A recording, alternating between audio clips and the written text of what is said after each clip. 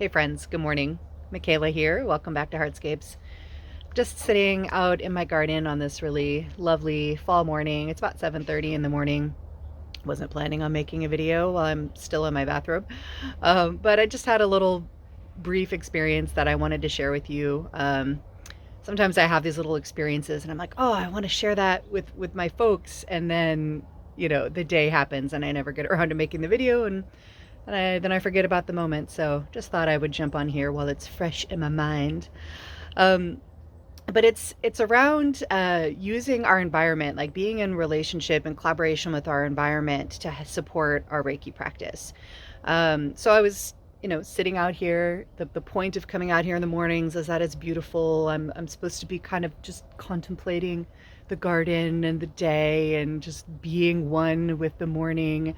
But sometimes, as was the case this morning, I end up kind of getting sucked into my phone and, really closing down my focus into that very narrow point of focus, into the phone and whatever the internet is sending me, whatever the algorithms are sending me on the morning. Luckily, I caught it. I don't always catch it. I caught it this time. I'm like, ooh, this doesn't feel good. This feels very closed down. This feels very, tight. I'm really going to be benefited by a more wide and spacious perspective to just help me start the day.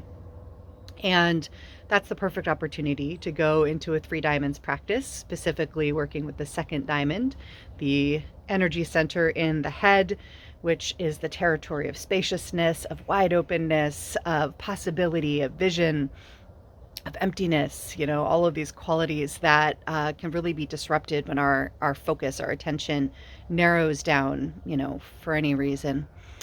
So in our, in our Reiki classes, we always, of course, teach about the 3 diamonds and teach the practices that are embedded in the system of Reiki to work with those 3 energy centers, the hara in our gut, the second diamond in our head, and the third diamond in our heart, and about the qualities of those 3 energy centers. But the other thing that we always focus on, and that really I think is a powerful way in which we bring the system of Reiki into our daily life, which is really at the heart of it for me. If we can't access our practice in the midst of life, it is of limited value to us. And so we also work on finding practices that are not traditionally from the system of Reiki, but that engage those 3 diamonds when we need it in the midst of life, in relationship with the world, often the natural world, but also the human world, which is also the natural world. But just kind of in our day to day. And so, for example, if we find that we're feeling a sense of ungroundedness, we're feeling a little unsteady, maybe we're having some anxiety and our head is swirling, our thoughts are swirling, then we might need some first diamond practice. We might need to get back into our belly, in connection with the ground, in connection with our body, back into this present moment. And so you could do some work with the first symbol and mantra. You could do some belly breathing, some Joshin Kokyoho. And you could literally interact with the earth, right? Because first diamond is about our physical body and our body's connection to the earth, and then the sensation of being grounded, of being rooted, of being safe, secure, stable, all of that. So that can be as simple as dropping our attention to our feet on the ground. Better yet, if we can take off our shoes, get our feet on the ground, feel the earth, just have that moment, lean against a tree, hug a tree, the tree huggers. We've got some wisdom to share. Dig in the garden, look at an earthworm, whatever is available and feels, nice to do, that brings us in connection with the earth and with our physical body. So similarly, in my case, I needed to do some second diamond practice because my attention had narrowed down, had focused down, closed in on the phone and the internet and the algorithms.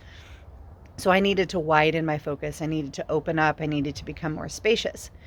And so the simple way to do that, I'm just sitting here on my bench. My garden is in front of me, and above me is this beautiful blue sky that's just dappled with these lovely white clouds. And so a simple second diamond practice that took no effort at all, but absolutely shifted the way that I feel and my sense of focus, my sense of spaciousness, is to just lift my gaze up from the phone and up into that beautiful sky. Just took a few moments, breathing easefully, gazing up at the sky, noticing how wide it is, noticing the beautiful clouds and the sense of spaciousness, wondering what's beyond the clouds, what's beyond the blue of the sky, those sorts of things, getting my imagination working, getting my sense of vision working. Incredibly effective, simple, easy, second diamond practice that didn't involve having to kind of go into a meditative space or, work with symbols and mantras, which would also have been a good idea, right? That would have been another way to go. But oftentimes when we're just in the midst of life and we notice that we need to do some practice in one of those three areas because we need to feel more grounded, we need to feel more spacious, we need to feel more connected in the moment, there can be easy ways to go about that, then interact with the world around us that get us there really easily. So I just wanted to share that insight with you. Just share that as a practice. I encourage you to give that a try today. Just notice at a certain point if you want to engage your feeling of being grounded, of spacious, or connected. See what it looks like to engage with the world around that desire and let me know how it goes. And I'm just going to leave you with a shot of this absolutely gorgeous view. Thanks so much. I'll see you next time.